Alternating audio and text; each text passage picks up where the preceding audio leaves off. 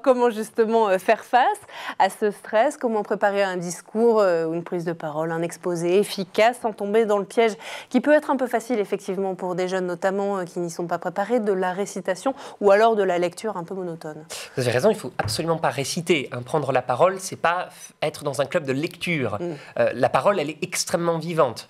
Dans le cadre, par exemple, d'un exposé ou d'un grand oral, moi, j'ai tendance à dire qu'il y a 3 choses qu'il faut concilier. La première, c'est la sécurité, c'est-à-dire être quand même conscient du sujet sur lequel on s'exprime et d'avoir des connaissances à restituer, parce qu'on attend effectivement de valider une certaine conscience du sujet sur lequel on s'exprime. La deuxième, c'est le plaisir. Alors, je sais que parfois, c'est une torture, mais il faut essayer de trouver une manière de prendre du plaisir dans sa parole, et alors ce plaisir sera communicatif. Et la troisième chose, c'est l'adaptation.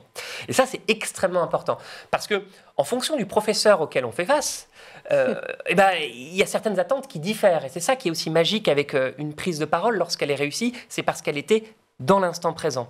Et si on avait prévu de faire l'exposé de la même manière devant le prof de français que devant le prof de maths, c'est, je crois, qu'on passe à côté de ce qu'est justement cet art de la parole.